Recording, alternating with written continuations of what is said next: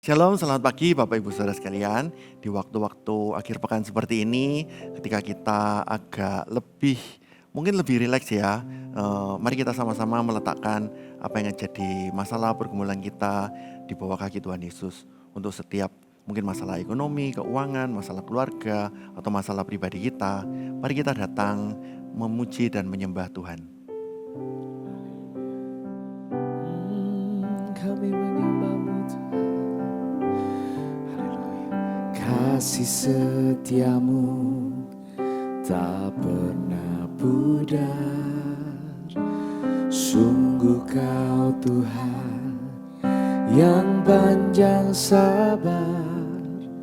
Semua yang baik di dalam hidupku, anugerah dari salibmu. Walaupun terkadang aku jatuh, tak pernah berubah sayangmu. Sungguh tak kuduga kau tetap setia, menantiku tuh berlari padamu.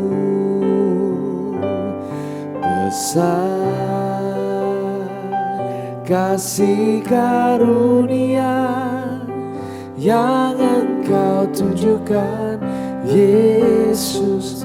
Sungguh ku bersyukur, tinggi melebihi langit.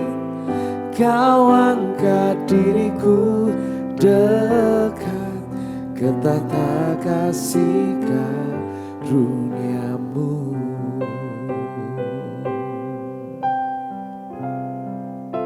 Katakan kasih setia.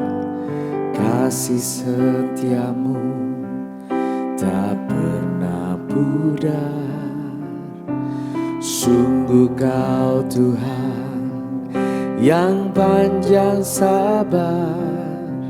Semua yang baik di dalam hidupku, anugerah dari salibmu.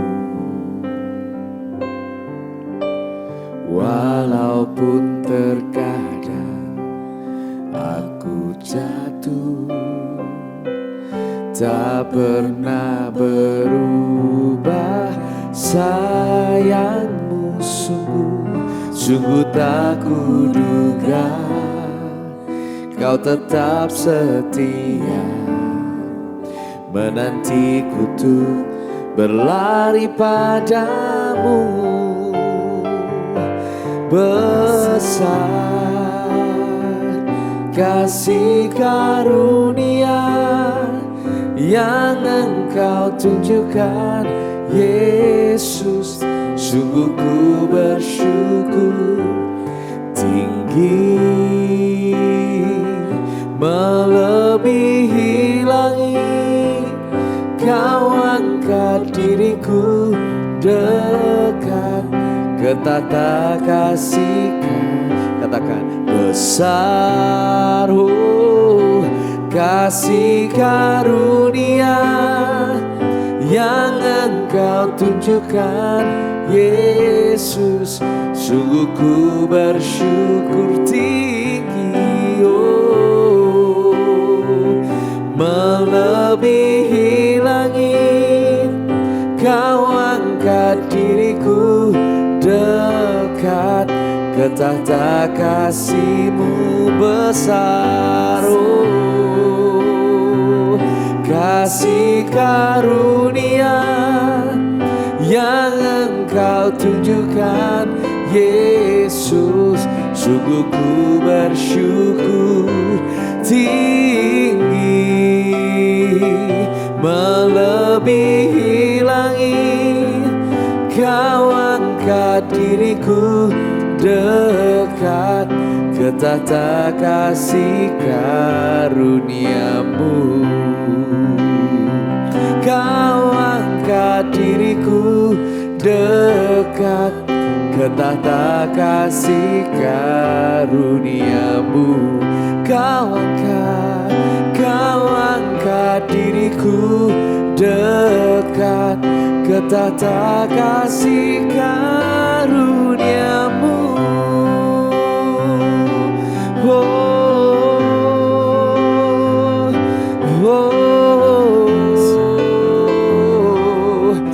Kami bersyukur buat kasih-Mu, buat anugerah-Mu, buat kasih setia-Mu Tuhan.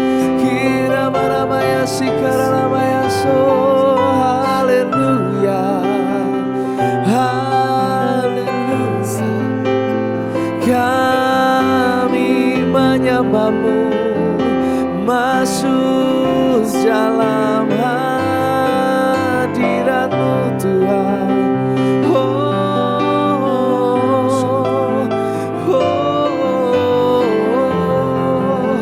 Kami menyembah-Mu. Kiramanamaya sikaramaya shadabarabaya sikaramaya se.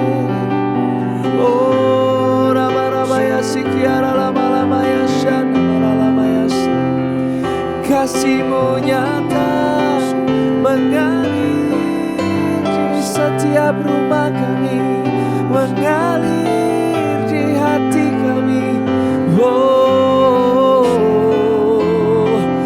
rabarabaya sikaramaya shadabarabaya karabaya shadabarabaya. Haleluya.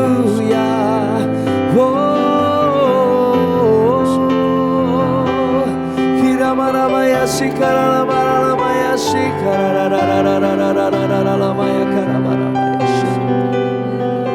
Jesus. Oh, lebih luas dari samudra kebaikan-Mu Bapa takkan habis di hidupku.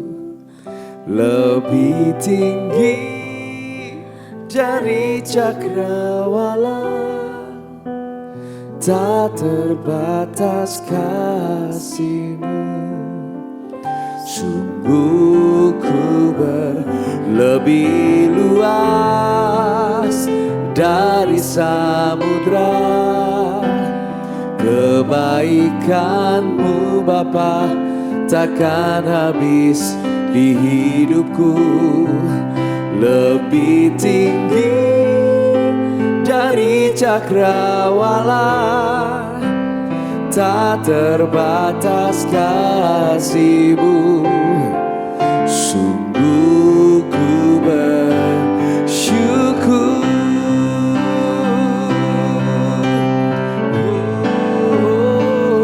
Lebih luas dari samudra, kebaikan-Mu Bapa takkan habis di hidupku. Lebih tinggi dari cakrawala, tak terbatas kasih-Mu. Sungguh lebih luas dari samudra. Kebaikan-Mu takkan habis di hidupku. Lebih tinggi dari cakrawala, tak terbatas kasih-Mu. Sungguh ku bersyukur. Katakan tak terbatas kasih-Mu. Sungguh ku bersyukur. Tak terbatas kasih-Mu. Sungguh ku bersyukur.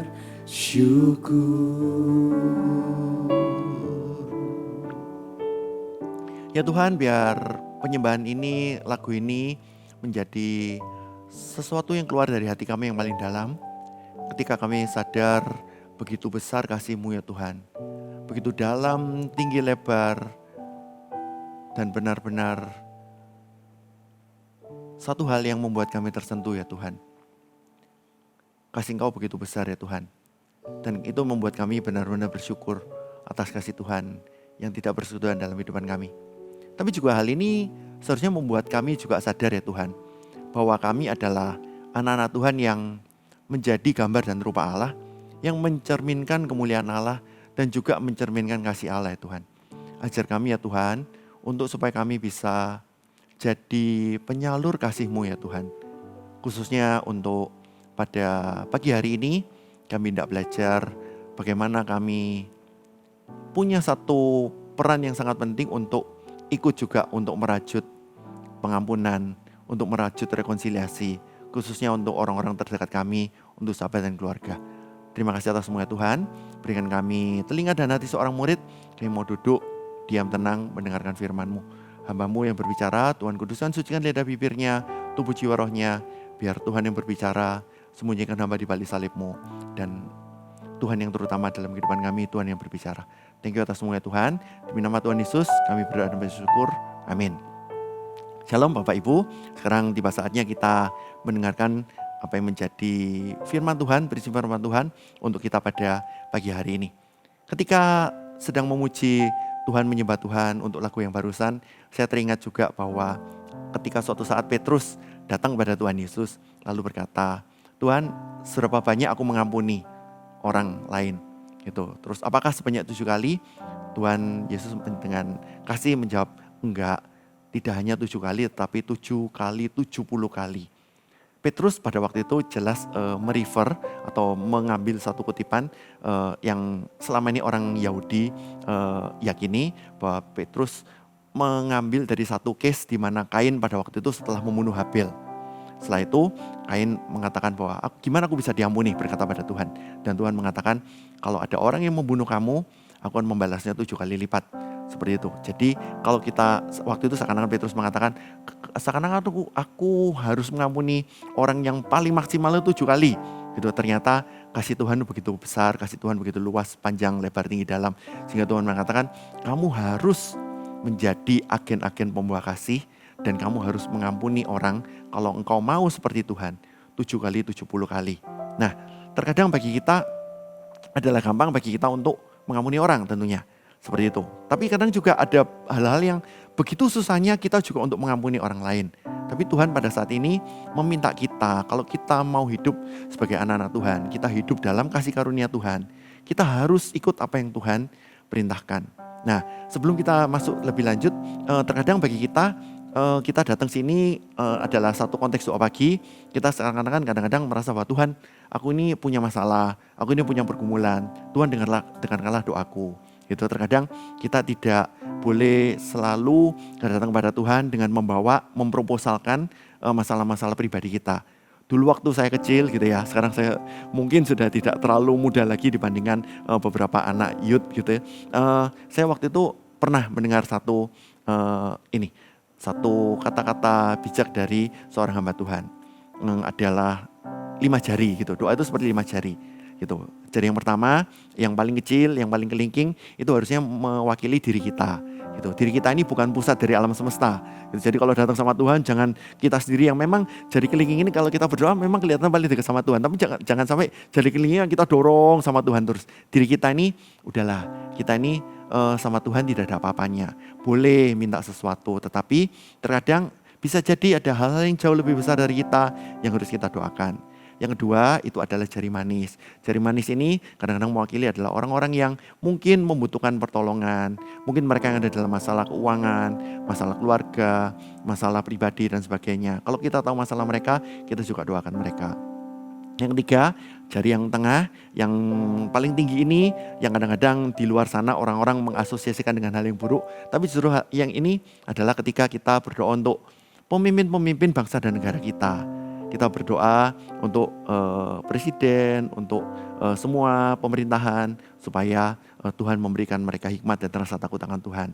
Tapi juga ini juga untuk jadi telunjuk adalah untuk pointing orang-orang yang seringkali memberikan kita direksi arahan gitu ya. Kita berdoa untuk mereka-mereka menjadi pemimpin kita dalam marketplace ataupun pemimpin rohani kita ataupun mentor kita. Kita juga tidak putus asa berdoa untuk mereka.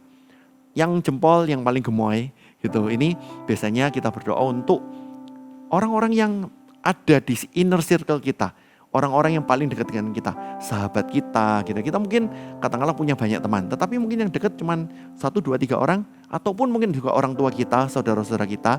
Nah itu yang terkadang juga jempol kita ini yang paling dekat dengan hati kita. Seperti itu. Kenapa? Karena saya mau bicara khusus tentang ini ya.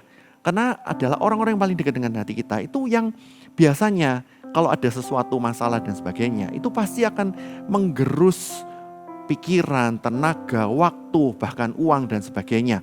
Pasti akan ada atensi, pasti ada hal-hal yang kita perlu dedikasikan untuk kalau kita ada masalah dengan mereka. Dan pada saat ini saya merasa bahwa di bulan-bulan ini gitu ya, walaupun masih tergolong awal tahun, Tuhan menggerakkan saya untuk mengingatkan beberapa orang bahwa ayo kalau memang ada problem gitu, mari kita beres-beresan. Yang pertama tentunya sama Tuhan. Yang kedua juga bisa jadi kita ada problem atau masalah dengan orang-orang yang dekat dengan kita. Saya ajak kita semua untuk membaca Matius 5 ayat 23 sampai 24. Setelah itu kita akan masuk ke satu pembahasan. Sebab itu jika engkau mempersembahkan persembahanmu di atas mezbah dan kau teringat dengan sesuatu yang ada dalam hati saudaramu terhadap engkau, tinggalkanlah persembahanmu itu di depan mezbah itu dan pergilah berdamai dahulu dengan saudaramu, lalu kembali untuk mempersembahkan persembahanmu itu. Saya tergerak, mungkin ada beberapa di antara kita yang pada waktu pagi hari ini melihat tayangan ini lalu memuji menyembah Tuhan, dan mungkin ada beberapa di antara kita yang langsung teringat. Atau beberapa di antara kita mungkin tidak langsung ingat, tapi sekarang ini ternyata Tuhan ingatkan. Iya, ternyata saya masih ada hal yang belum dibereskan sama saudara. Saudara itu bisa berarti saudara kandung atau orang-orang dekat yang seakan-akan seperti saudara kita sendiri. Ataupun orang-orang yang dulunya seperti saudara, tetapi sekarang sudah bukan seperti saudara lagi. Karena sudah jauh secara relasi dan komunikasi karena 1-2 hal. Mungkin kita pernah dibohongi, kita pernah ditipu, atau mungkin kita malah yang melakukan kesalahan terhadap mereka sehingga akhirnya mereka menjauh. Atau mungkin kita yang jadi korban gitu. Atau pernah ada satu salah paham yang tidak diberesin, bukan salah dua-duanya, bukan salah keduanya, tetapi ada satu salah paham atau ada satu case di mana akhirnya menjauh. Seperti itu. Nah, mari kita belajar dari Yakub dan Esau. Yakub ini terkenal dengan awalnya sebagai seseorang yang penipu gitu ya. Jelas saja pada waktu lahir aja, pada waktu itu Esau lahir dan Yakub memegang kakinya Esau. Seakan-akan Yakub ini tidak mau kalah sama Esau. Saya yang duluan. Dan Yakub pada awal-awal masa hidupnya, hidupnya tidak baik-baik saja. Dia terpaksa harus lari dari keluarga karena dia pertama menikung hak kesulungannya Esau, dan yang kedua dia mencuri berkat yang seharusnya oleh papanya Ishak diberikan kepada Esau. Ternyata Yakub menikung, dan jadi 2 kali Yakub menikung. Yang pertama dengan hak kesulungan, dengan dijual dengan harga semangkuk kacang merah. Yang kedua Esau ditikung lagi dengan menikung berkatnya Esau dari berkat dari papanya yaitu Ishak. Seperti itu. Yakub singkat cerita lari pergi meninggalkan papa mamanya, juga pastinya meninggalkan Esau, dan di situ ada relasi yang koyak, ada relasi yang retak, dan di situ Esau seakan-akan berjanji atau bersumpah atau bernasar bahwa dia akan membunuh Yakub. Dan singkat cerita Yakub ke Laban gitu ya, dan ternyata pada waktu itu Yakub juga ada sesuatu hal yang tidak baik-baik saja sama Laban, tapi ternyata akhirnya selesai, dan Yakub pada waktu itu diminta Tuhan untuk kembali, untuk rekonsiliasi dengan Esau. Mari kita lihat Kejadian 32 ayat 9 sampai 12. Saya akan baca secara cepat. Kemudian berkatalah Yakub, "Ya Allah, nenekku Abraham dan Allah ayahku Ishak, ya Tuhan yang telah berfirman kepadaku, pulanglah ke negerimu serta kepada sanak saudaramu dan aku akan berbuat baik kepadamu." Di sini kita bisa melihat hati Tuhan ya. Hati Tuhan rindu masing-masing kita tidak punya beban excess baggage gitu ya. Harusnya kita ini sudah benar-benar bebas, merdeka di dalam Tuhan. Bebas dari dosa, bebas dari mungkin oke lah tetap ada proses untuk kesalahan, untuk kelemahan gitu. Tetapi Tuhan ingin kita secara hati ini sudah beres sama Tuhan dulu. Udah aman di dalam Tuhan. Tapi kalaupun ada sesuatu hal yang belum beres, Tuhan ingin kita beres-beresan dulu. Tidak hanya sama Tuhan, tetapi juga sama manusia. Dan di sini Tuhan dengan jelas memerintahkan Yakub untuk meninggalkan Laban dan kembali kepada ayah ibunya Ishak dan Ribka, juga tentunya kepada Esau. Dan di sini pasti ada satu pergumulan yang besar dalam diri Yakub, bahwa aduh kenapa aku harus kembali? Seakan-akan satu mimpi buruk gitu ya yang harus Yakub kembalikan. Seperti itu. Tapi sebenarnya kita bisa lihat Yakub ini beda dengan yang sebelum-sebelumnya. Yakub dulu adalah seorang pelarian, Yakub adalah seorang yang penipu, Yakub yang tidak pernah menyelesaikan masalah gitu ya. Kembali lagi isinya lari-lari doang. Tetapi pada saat ini Yakub jadi orang yang sudah berubah. Yakub ketemu Tuhan di battle pada waktu pelariannya. Ketika sama Laban pun Yakub tidak membalas Laban dengan satu trik atau penipuan yang lebih dalam lagi. Padahal kalau misalnya kita lihat Yakub apakah punya potensi untuk menipu Laban lebih dan lebih lagi? Yes, pasti. Tapi Yakub dulu mungkin dia adalah seorang penipu. Ketemu Tuhan, beres-beresan, Yakub benar-benar hidupnya diubahkan oleh Tuhan. Yakub membalas Esau dengan integritas. Dia rela untuk komit walaupun Laban menipu banyak hal, 10 kali mengubah upahnya Yakub. Laban juga mengubah last minute gitu ya. Untuk seharusnya Yakub cinta, jatuh hati banget sama Rahel, ternyata diganti oleh kakaknya Lea.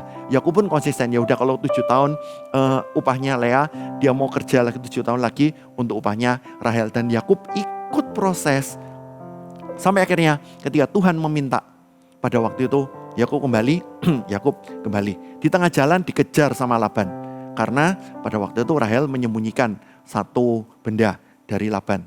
Seperti itu. Dan Yakub pun akhirnya tetap juga rekonsiliasi sama Laban. Dan saya lihat, kita bisa lihat ya, bahwa Tuhan melihat setiap proses yang dilakukan Yakub. Dan Tuhan berkenan. Dan pada akhirnya, kalau misalnya kita bahasa sosial medianya, ini raja terakhir Esau nih.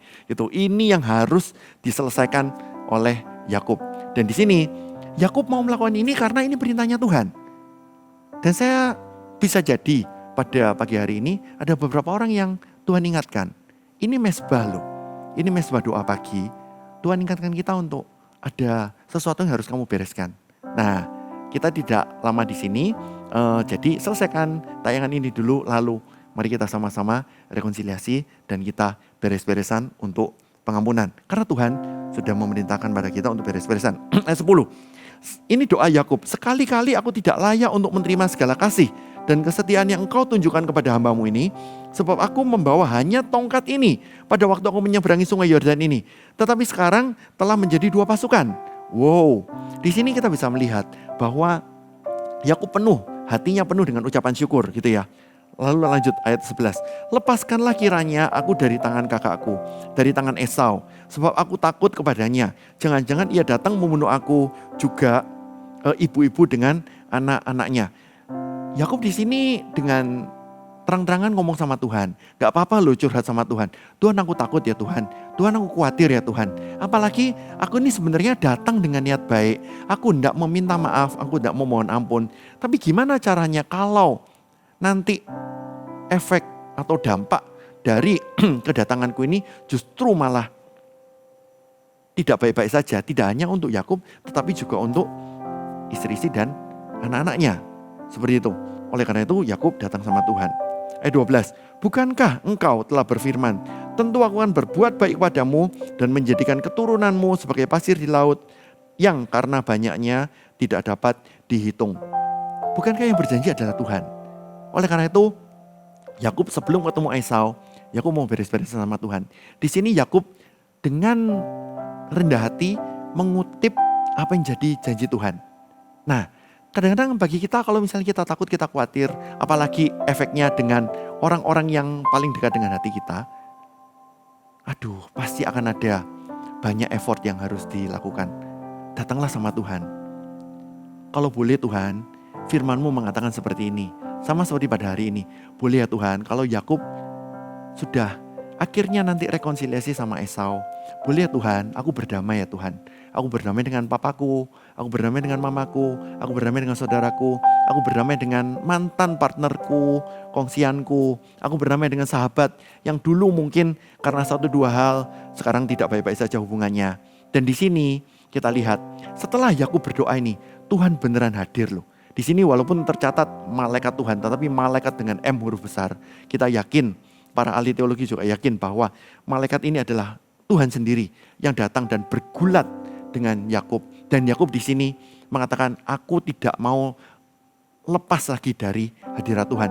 Yakub bergulat semalam-malaman dan pada saat itu Yakub benar-benar pegang kakinya Tuhan ini. Dan Tuhan pada waktu itu memukul pangkal sendi paha dari Yakub dan Yakub terpelecok. Di situ seakan-akan kita lihat bahwa Yakub ini benar-benar tidak mau melepaskan apa yang jadi hadirat Tuhan dalam kehidupannya. Mari kita juga seperti itu. Sebelum kita beres-beresan, ayo beres-beresan dulu sama Tuhan. Sebelum beres-beresan dengan orang lain, dengan orang yang dekat sama kita. Kita beres-beresan sama Tuhan. Dan di situ pada waktu kisahnya Yakub ini, Tuhan mengatakan, apa yang kamu mau? Aku mau Tuhan memberkatiku.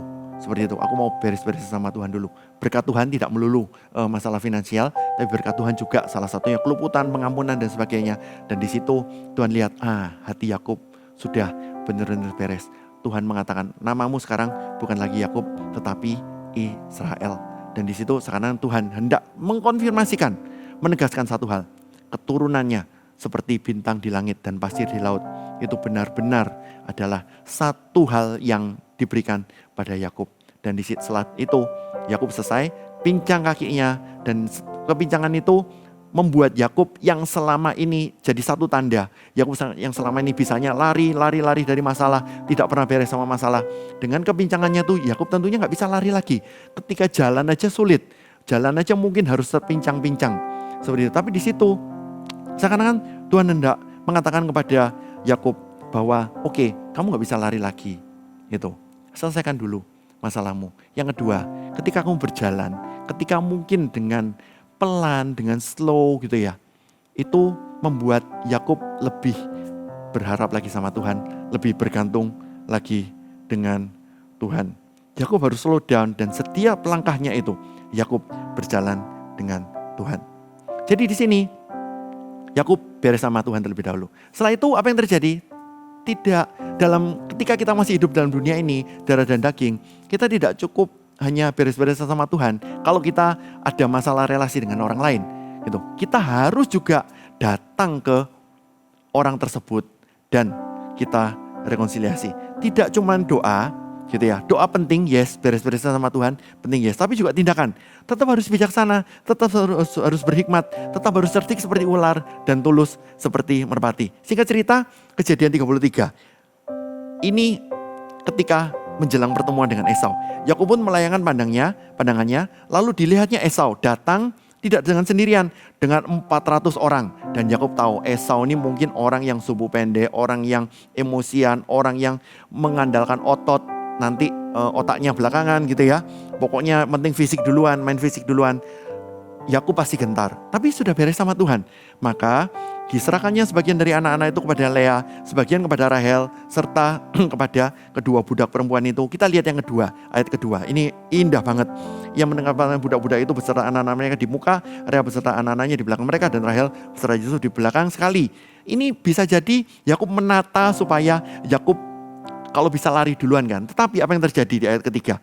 Dan ia sendiri ternyata berjalan di depan mereka, ia sujud sampai ke tanah 7 kali. Sehingga ia sampai ke dekat kakaknya itu. Nah, kita datang, terkadang walaupun kita gak salah, datanglah mungkin kita harus meminta maaf terlebih dahulu. Apalagi bagi Indonesia ini ya, kita yang hidup di adat ketimuran. Tidak ada sesuatu larangan ketika kita nggak salah, tapi kita mau datang, kita mau minta maaf dulu sebagai inisiasi kita untuk membangun jembatan rekonsiliasi dan perdamaian. Nah, di situ Yakub datang, memang di sini posisi Yakub yang salah gitu ya. Yakub datang, dia menyembah sampai sujud sampai 7 kali ke tanah, dan akhirnya yang terlihat apa? Yang terlihat Esau melihat 7 kali itu berarti satu angka seperti yang Kain leluhurnya itu lakukan juga. Ayat 4 yang diperlakukan pada Kain pada waktu itu yang keempat. Tetapi Esau, apa yang terjadi? Esau berlari mendapatkan dia, didekapnya dia, dipeluk lehernya dan diciumnya dia, lalu bertangis-tangisanlah mereka. Apa yang Yakub takutkan tidak terjadi. Esaunya nggak marah. Bisa jadi Esau pada waktu itu ketika Yakub lari marah sekali. Tetapi seiring berjalan dengan waktu, apalagi dengan sujudnya Yakub 7 kali ke tanah pada Esau ini, Esau nggak marah. Nasar Esau untuk membunuh Yakub tidak jadi dilakukan.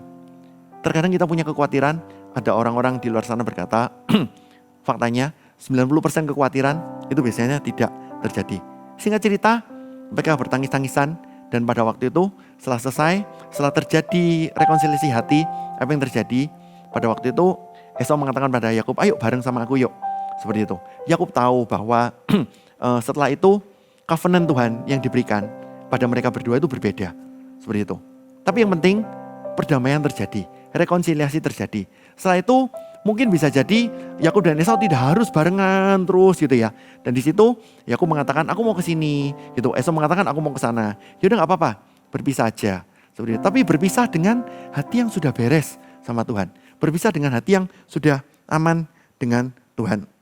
Ada hal-hal yang mungkin tidak bisa dipersatukan lagi. Enggak apa-apa. Seperti itu. Tapi yang penting kita beres-beres dulu setelah sama Tuhan, beres-beresan dulu dengan manusia.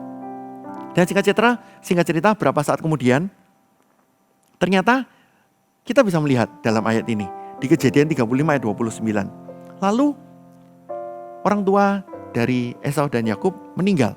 Lalu meninggallah Ishak. Ia mati dan dikumpulkan kepada kaum leluhurnya. Ia tua dan suntuk umur, maka Esau dan Yakub anak-anaknya itu menguburkan dia. Jadi di sini kita sekilas boleh dong asumsi atau membayangkan atau boleh dong menyimpulkan bahwa perdamaian itu terjadi dan setelah itu berjalan terus sampai nanti Esau dan Yakub menguburkan Ishak papanya. So sweet ya. Jadi bagi masing-masing dari kita bisa jadi loh kita ada sesuatu hal yang belum dibereskan. Mari kita bereskan sama-sama. Mari kita bereskan tentunya yang pertama sama Tuhan dulu. Yang kedua pastinya dengan orang yang berseteru dengan kita. Saya mau ada satu sharing singkat sebelum kita menutup untuk doa pagi pada pagi hari ini. Saya pribadi pernah pada waktu itu punya masalah dengan seseorang yang pada waktu itu cukup dekat dengan saya. Bukan salah saya gitu, tetapi ada sesuatu hal yang dia lakukan dan pada waktu itu memang intinya singkat cerita jadi gak enakan dengan saya. Pada waktu singkat cerita saya datang di ibadahnya di GMS dan pada waktu itu Pastor Philip mengkhotbahkan tentang anak yang hilang. Dan pada waktu itu Pastor Philip sempat bilang, walaupun itu bukan salahmu, kamu harus balik minta maaf sama orang itu. Pada waktu itu saya mengatakan, loh Tuhan bukan salah saya gak ada salah sama orang ini. Bukankah begini dan begitu? Saya masih bergumul pada waktu sama Tuhan.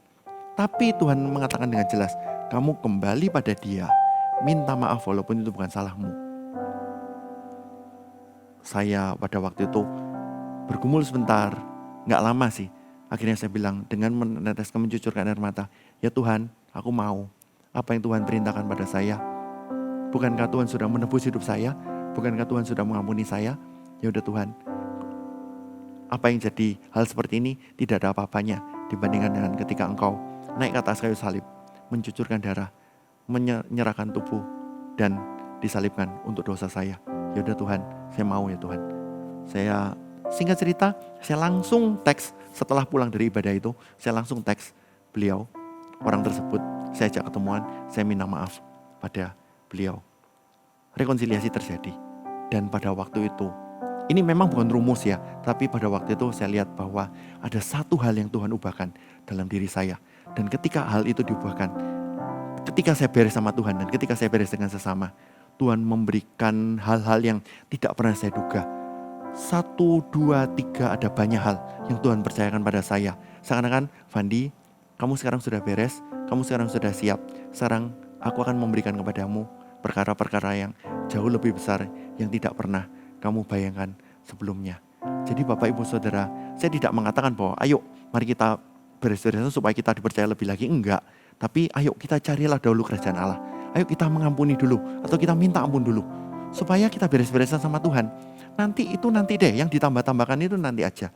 Tapi perintah Tuhan pada hari ini, ayo masing-masing dari kita. Jangan tunda lagi. Begitu doa pagi ini selesai, Anda bisa kirim pesan, ajak ketemu, minta maaflah, ajak ketemu, beres-beresanlah, rekonsiliasilah dengan orang yang mungkin selama ini hubungannya tidak baik-baik saja dengan kita. Dan saya berdoa untuk masing-masing dari kita, Tuhan pasti buka jalan, Tuhan pasti buka jalan perdamaian. Dan apa yang jadi kasih Tuhan benar-benar akan dicurahkan. Dan Anda berdua, Anda dengan orang yang sebelumnya tidak baik-baik saja, Tuhan pasti akan buat terobosan sehingga terjadi perdamaian, terjadi hal-hal hubungan yang indah, dan Tuhan akan berkati Anda berdua. Puji Tuhan. Mari kita sama-sama pujikan lagu ini dan kita sama-sama benar-benar menyerahkan hati kita dalam tangan Tuhan.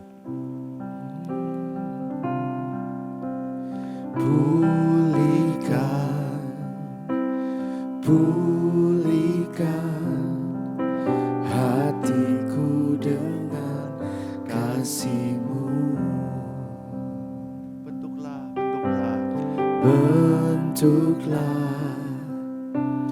Bentuklah hatiku jadi seperti-Mu.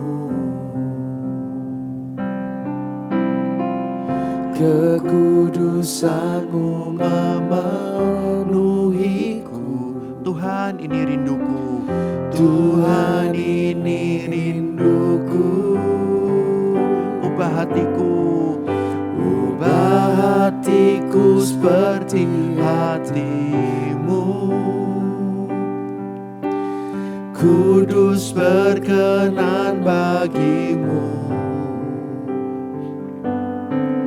Bagaikan emas yang murni, bentuk hatiku selalu. Biar ku menjadi ciptaan baru, bebas dari semua yang jahat, serupa dengan gambar-Mu. Sucikan ku, kuduskan hatiku, Tuhan. Ubah hatiku. Ubah hatiku seperti hati-Mu. Kudus berkenan bagi-Mu. Bagaikan emas yang murni, bentuk hatiku selalu. Biar ku menjadi ciptaan baru, bebas dari semua yang jahat, serupa dengan gambar-Mu. Sucikan ku, kuduskan hati-Mu, Tuhan. Bapak Ibu Saudara, pada saat ini adalah waktu-waktu yang sangat tepat untuk kita merefleksikan diri kita di hadapan Tuhan. Tuhan, apakah selama ini aku ada dosa, aku ada salah, atau mungkin ada hal yang sengaja gak sengaja aku buat.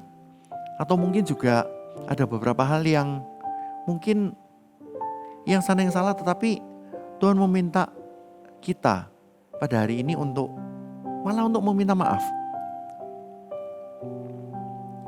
Saya mengajak kita semua untuk taat sama apa yang jadi perintah Roh Kudus dalam hati kita. Jangan nego lagi di hadapan Tuhan. Jangan debat lagi di hadapan Tuhan. Kalau Tuhan memang dengan jelas meminta Anda untuk meminta maaf terlebih dahulu, lakukanlah itu. Ada beberapa hal yang saya rasa seakan-akan Tuhan mengingatkan saya pada hari ini. Ketika kita tidak beres sama manusia, Tuhan tidak bisa melakukan yang lebih lagi dalam hidup kita.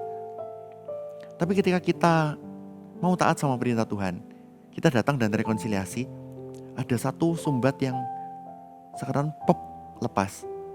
Dan di situ kasih karunia Tuhan akan lebih berlimpah-limpah dalam kehidupan kita. Bapak, Ibu, Saudara, kalau memang Tuhan sedang menegur Anda pada hari ini, ayo kita taat sama Tuhan yuk. Gak perlu nego lagi sama Tuhan. Yakub benar-benar beres hatinya di hadapan Tuhan. Dan Yakub, sekarang saya tahu, kenapa Yakub dimasukkan dalam patriarknya Israel. Orang Israel selalu akan bilang, Allah Yahweh, Allahnya Abraham, Ishak dan Yakub. Karena Yakub sudah beres sama Tuhan. Andai kan kalau Yakub pada waktu itu gak beres sama Tuhan, mungkin Yakub juga tidak akan pernah namanya disebut dalam Alkitab ataupun tidak pernah disebut dengan bangga. Aku punya Tuhan yang besar, Tuhannya Abraham, Ishak dan Yakub. Tapi karena Yakub taat, Tuhan akan lakukan perkara-perkara besar dalam hidupnya Yakub. Oleh karena itu, saya akan berdoa buat Anda. Memang tidak mudah, tapi berjalan sama Tuhan, bukankah kuk itu jadi ringan? Oleh karena itu pada saat ini, izinkan saya berdoa untuk Anda. Tuhan, Bapa kami yang di surga, terima kasih ya Tuhan untuk setiap apa yang sudah Tuhan lakukan dalam kehidupan kami. Tuhan, tapi ketika Tuhan memerintahkan ada satu hal kecil yang mungkin kalau kami tidak lakukan, ini akan jadi batu sandungan bagi kami. Atau kalau kami taat sama Tuhan, batu kerikil ini akan disingkirkan. Dan kasih karunia Tuhan, urapan terobosan itu akan jauh-jauh dicurahkan dalam kehidupan kami. Tuhan izinkan kami untuk tidak melihat yang nantinya, tapi Tuhan kami mohon sertai ketaatan kami ya Tuhan.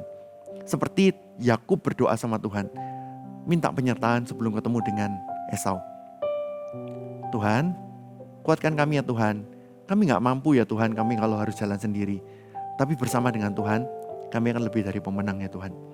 Tuhan, sertai ketaatan kami, sertai komitmen kami, sertai janji kami ya Tuhan. Thank you atas semuanya Tuhan. Thank you atas semuanya Tuhan. Terima kasih atas semuanya Tuhan. Sertai kami Tuhan. Sertai kami Tuhan. Ubah hatiku seperti hatimu, kudus berkenan bagimu. Bagaikan emas yang murni, bentuk hatiku selalu. Biar ku menjadi ciptaan baru, Biar ku menjadi ciptaan baru, bebas dari semua yang jahat, serupa dengan gambarmu. Sucikan ku, kuduskan hatiku, Tuhan. ya Tuhan, terima kasih ya Tuhan untuk pagi hari ini. Terima kasih atas setiap teguran, terima kasih atas setiap firman Tuhan yang Tuhan taruh dalam hati kami ya Tuhan. Jadikan kami tidak hanya sebagai pendengar saja, tetapi sebagai pelaku firman. Dan pelaku itu berarti adalah beberapa di antara kami harus dengan keberanian dari Tuhan, melangkah, membangun jembatan perdamaian, jembatan rekonsiliasi, dan kami yakin Tuhan pasti menyertai. Akan ada satu hal yang indah yang ada di balik situ yang mungkin belum kami lihat, tapi kami percaya Tuhan sudah sediakan. Apa yang tidak pernah dilihat oleh mata, apa yang tidak pernah didengar oleh telinga, apa yang mungkin tidak pernah muncul dalam hati. Tapi sekarang kalau kami mau lakukan, disediakan Tuhan bagi setiap orang yang mengasihi Tuhan. Tuhan, kami mau aminkan ini, dan Tuhan, kami mau segera, bagi beberapa di antara kami yang harus rekonsiliasi, kami mau segera setelah doa berkat ini, kami mau lakukan, kami mau jadi taat, kami mau jadi pelaku firman. Terima kasih atas semuanya Tuhan. Oleh karena itu, Bapak Ibu Saudara yang dikasihi oleh Tuhan, pada saat ini mari kita akhiri ibadah doa pagi ini. Pulanglah, beraktivitaslah, lanjutkanlah hari ini. Kiranya kasih karunia Allah Bapa, persekutuan dengan Tuhan Yesus yang sudah mencurahkan darah dan menjadi pengampunan, perdamaian antara kita dengan Allah, dan juga urapan, hikmat, terobosan dari Roh Kudus beserta dengan kita sampai selama-lamanya. Oleh karena itu, pada hari ini pulanglah, ataupun kerjakanlah sesuatu, ataupun beraktivitaslah, ataupun lakukan sesuatu. Bangun jembatan pengampunan di dalam nama Tuhan Yesus. Yang percaya sama-sama katakan amin. Sampai jumpa di doa pagi berikutnya. Tuhan Yesus memberkati.